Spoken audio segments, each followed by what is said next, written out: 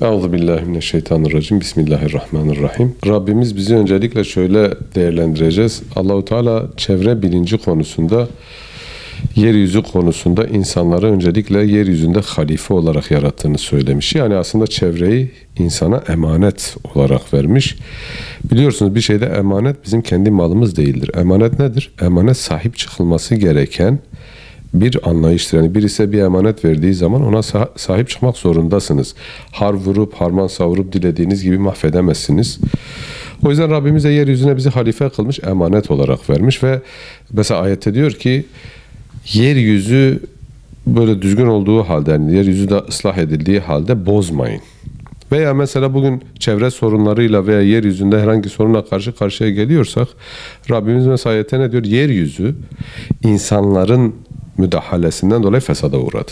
Fesada uğramaz. Yani bugün diyorlar işte çevremiz bozuldu, şu ışık geldi, bu kaynak azaldı, şöyle. Bunların hepsi insanın elini dokundurması, kötü niyetli dokundurmasıyla alakalıdır. Aksi takdirde Allahu Teala'nın bize vermiş olduğu görev yeryüzünü emanet bilinciyle sahip çıkarak, kaynakları emanet bilinciyle sahip çıkarak korumak, hatta daha da geliştirmek, imar vazifemiz var bizim her şeyden önce. Bırakın bozmayı, aslında imar edip düzeltmekle ilgili bir yükümlülüğümüz var. Bu noktada insanın çevre bilinci konusu, yani çevreye sahip çıkma konusu Allah'ın bir emaneti. Ben yeryüzünün halifesi mantığıyla olursa, ki geçmişte peygamberler hepsi aynı şeyleri söylemişler. Bozmayın, bozmayın, bozmayın. Ama insanoğlu fıtratından, kötü niyetinden, kötü niyetli insanların yaptıklarından dolayı, bazen bu hırstan olur, bazen bu kazanç arzusundan olur, bozmuşlar. Ama bir mümin olarak bizim bakış açımız yeryüzünün bize emanet oluşudur ve bu emanete sahip çıkarken dikkat etmemiz gerektiğidir. Aksi takdirde Allahu Teala'nın halifelik vazifesini hakkıyla yerine getirmemiş oluruz. İnsan öncelikle şunu bilmesi lazım. Şimdi kapitalist bir toplumda yaşıyoruz. Sürekli hep al, al, al, al. Allahu Teala ne diyor? Elhâkumut tekâthür.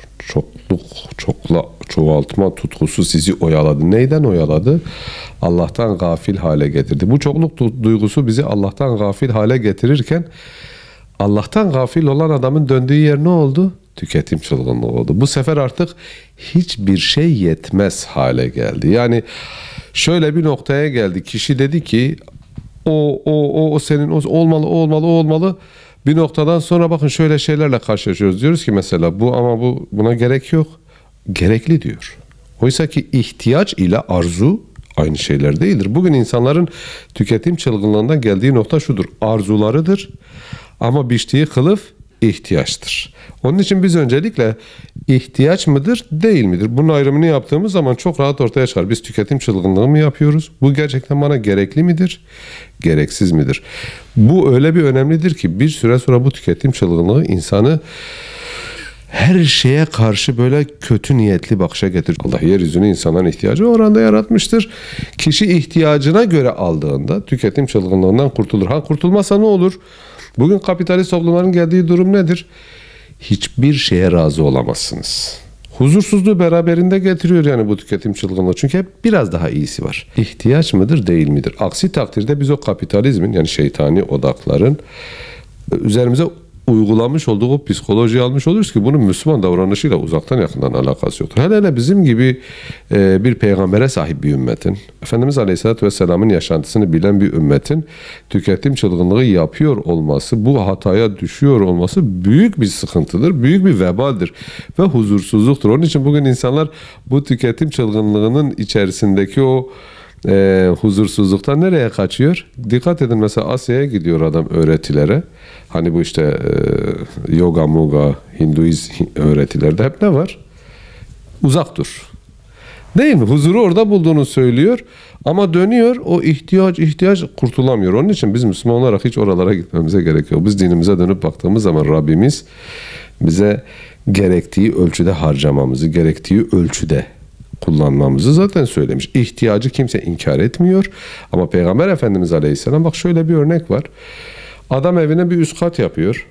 Peygamber Efendimiz Aleyhisselam o adama selam vermemeye başlıyor. Aslında evi var, yetiyor. Gayet doğal olarak üste bir kat atmaya çalışıyor. Sonra bu adam diyor ki Allah Allah, Allah'ın Resulü niye bana böyle selam vermiyor? Gidiyor bunu soruyor. Hazreti Ali ona diyor ki son zamanlarda sende değişen ne var? Valla diyor işte anlatıyor. Ha diyor sen evi mi yapmışsın? Ha ondan diyor. Adam evi yıkıyor. O ısı yaptığı duvarı yıktıktan sonra Peygamber Aleyhisselam ona selam vermeye başlıyor. Ya da Abdullah bin Abbas bir ara böyle evinin duvarını onarırken diyorum, bakın hani duvar var. Belki de ufak tefek sıkıntıları var. Onarırken Peygamber Efendimiz Aleyhisselam diyor ki ey Abdullah, dünya bu tür şeyler için çok kısadır. Şimdi bizim Allah'a vermemiz gereken bir hesap var ya. Bu tüketim çılgınlığı bu hesabın dışında gayeler oluşturuyor bize. Dünya çok kısadır. Bizim bunlar için ayıracak vaktimiz olmamalı. İhtiyacın, çünkü zevk kısmı ahirettedir mümin için. Demiyoruz ki onlar mesela diyor ki falan kez zevkli ya. Doğrudur.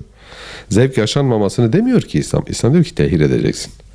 İhtiyacını burada yapacaksın. Şımartılmak mı istiyorsun? Ahireti bekleyeceksin.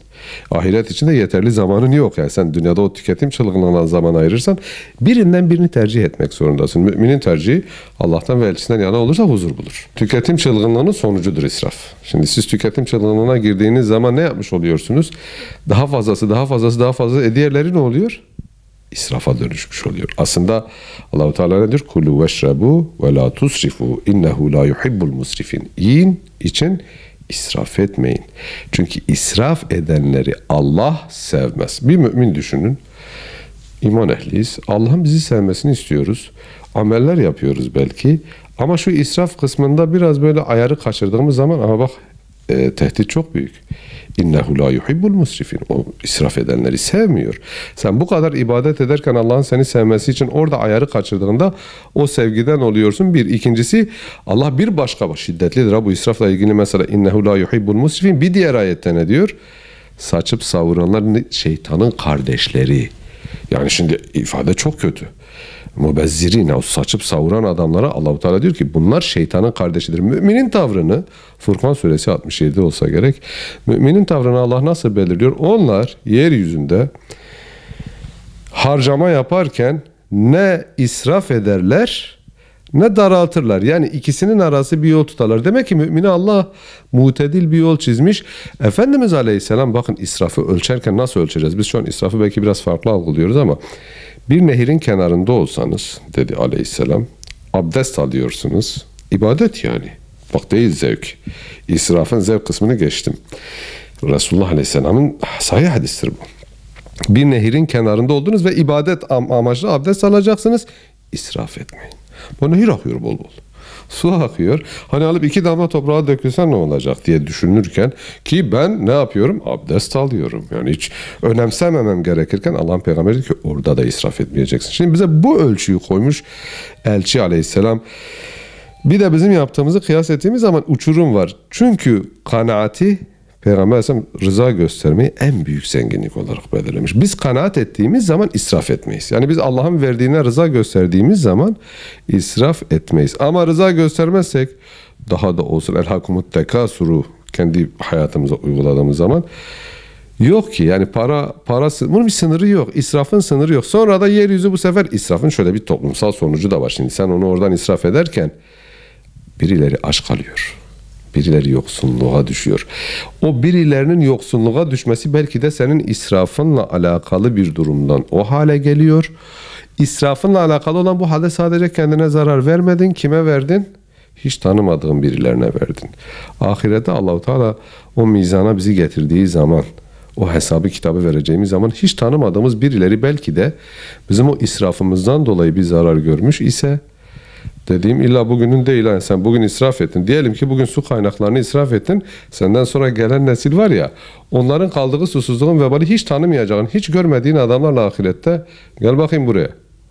Sen israf ettiğin için ben yoksun kaldım derse vebale kul hakkına bile girmiş oluyoruz. O yüzden israf bir müminin böyle ateşten kaçar gibi kaçması gereken. Çünkü şeytanın kardeşi ne demek? Şimdi şeytan özellikle israf nedir? Doymamak da biraz şeye giriyor ya, israf ettiriyor. Şeytan insanı Allah-u Teala'ya karşı kışkırtırken dikkat edin Allah-u Teala ne diyor? Onların çoğunu şükreder bulmayacaksın. Şükürsüz olacaklar. İsraf ettikçe şükürsüzlük artıyor çünkü. İsraf şükürsüzlüğün bir göstergesi. Şu israfın sonucu da işte yoksunlaşmış. Kapitalist sistemin bir tarafta birileri o israfı yaparken bir tarafta birilerinin aç kalması, sıkıntıya düşmesi, yoksulluğa düşmesi. Bu bireysel bazda yapılan şey toplumsal baza dönüşmüş oluyor. İşte israf o yüzden İslam alimleri tarafından, Kur'an tarafından, Resulullah tarafından en büyük sakındırılan şeylerden olmuş. Bize denilmiş ki mutedil olun. Harcarken saçıp savurmayın. İhtiyacınız kadarını alın. Çok da cimri olmayın. Hani kendinizi de yoksun bırakmayın. Yani biz demiyoruz yoksun kalsın. Bak ne güzel bir çizgi. Buna uyarsa insanlar inşallah dünyada hani hem biz hem bizden sonraki nesiller için hem kaynaklar, hani bugün diyorlar ya işte iklim işte gitti, şöyle oldu, böyle oldu. Ya işte kaynaklar gidiyor, işte buzullar eriyor, işte iklim değişikliği şöyle oluyor. Bunların hepsinin sebebi işte bu yapılan israf, çevreye dikkat etmeme, tatmin olmama, daha fazlasını arzu etme, bunların hepsinin kaynağı dönüyor dolaşıyor. Sonucu israfa geliyor. İsrafın sonucu da hem yeryüzünün hem toplumsal düzenin bozulmasına sebebiyet veriyor. Mümin zaten herkesin yapmadığını yapan adamdır. Herkesin yaptığını yapıyor olsaydı sahabe müşrik toplumun içerisinde müşrik gibi davranmalıydı. Öyle değil midir? Yani Müslümanlar en büyük devrimcilerdir. Neyi devirir? Toplumda bozuk olan her şeyi devirir. Şimdi biz biliyoruz ki bu bozuktur. Yönetici değilsin, belki deviremiyorsun ama nasıl deviriyorsun? Kendi hayatında öncelikle bunu uygulayacaksın. Uygulanamazlığı var mıdır? Kendince yoktur. Çok rahat uygulanır. Bir mümin kendini kandırıyor. Kendini kandırırken de gerekçesi bu. Falan yapıyor. Cehenneme gitme özgürlüğü diye bir şey var. Şimdi biz mümin değil miyiz? Biz Kur'an'a iman ediyoruz. Biz sade yaşamla mükellefiz. Biz Peygamber Aleyhisselam'ın evini okuduğumuz zaman mesela çok böyle okuyup o ne güzel diyoruz. Ama dönüyoruz kendi evimize, bir çöp eksik olsa falanın var senin yok diye hep birilerine bu gösterişe de giriyor. Allah muhafaza. Onun için kişi öncelikle elçisine bakacak Aleyhisselam'a, dönecek, diyecek ki benim için A kişisi B kişisi değil. Bizim için örnek kimdir? Usve-i Hasene olarak Allah-u Teala'nın bize gösterdiği en güzel örnek Resulullah Aleyhisselam'dır. Biz dönüyor Resulullah Aleyhisselam'a dönüp baktığımız zaman Allah'ın peygamberi bize diyor ki sade olun, sade yaşayın. Hayatınızdan o tüketim çılgınlığına da bağlı olarak işte sadeliği çıkartın. Bir mümin sadeliği Peygamber Aleyhisselam'dan alır. Ne yapar? İhtiyacı kadarını alır. İhtiyacının ötesindeki lükse girmez. Bu zor mudur? Vallahi değildir. Huzur da buradadır.